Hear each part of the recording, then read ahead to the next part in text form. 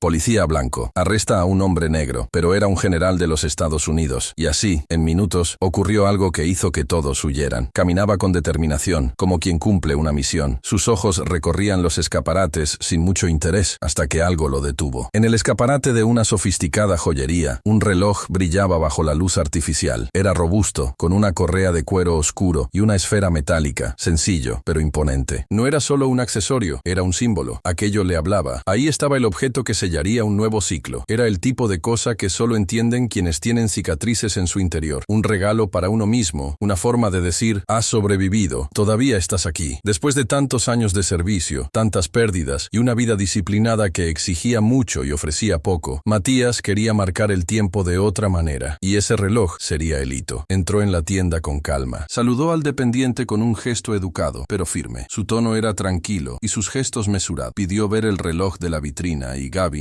el empleado, le respondió con cierto desdén, como si lo juzgara por su apariencia. Aún así, Matías mantuvo la compostura. Estaba acostumbrado a ese tipo de trato. Durante años, tuvo que doblegarse para que lo tomaran en serio. Ser negro, fuerte y seguro de sí mismo todavía era motivo para que lo miraran con recelo en ciertos lugares. Ya lo sabía, pero ese día no estaba dispuesto a enfadarse. Estaba allí por él, por el reloj, por algo simbólico. Había elegido ese día para regalarse un nuevo comienzo. Así de simple. Gavin trajo el reloj. Matías lo cogió con cuidado, como si tocara un trofeo invisible. Lo giró entre los dedos. Sintió su peso. Era exactamente como lo imaginaba. Firme, impactante. Hizo un gesto para indicar que se lo llevaba y se dirigió hacia la caja. La compra estaba decidida. Pero el destino tiene una forma cruel de reírse de la calma de los justos. En ese momento entró Brandon en la tienda. Policía desde hacía más de 10 años. Brandon era de los que imponían respeto con solo estar presentes, incluso antes de hablar. Tenía un aire agresivo, siempre al límite entre la autoridad y la prepotencia. Acostumbrado a que le temieran, rara vez le llevaban la contraria. Sus ojos se posaron directamente en el reloj que Matías tenía en las manos, como si fuera un desafío personal. Brandon no vio a un cliente, vio un obstáculo. Oye, ese reloj es mío. Lo vi en el escaparate la semana pasada. He venido a recogerlo hoy, dijo con tono seco, acostumbrado a que le obedecieran. Matías no se alteró, no levantó la voz, solo respondió con la firmeza de quien conoce el valor de la palabra. Lo siento, ya lo tengo.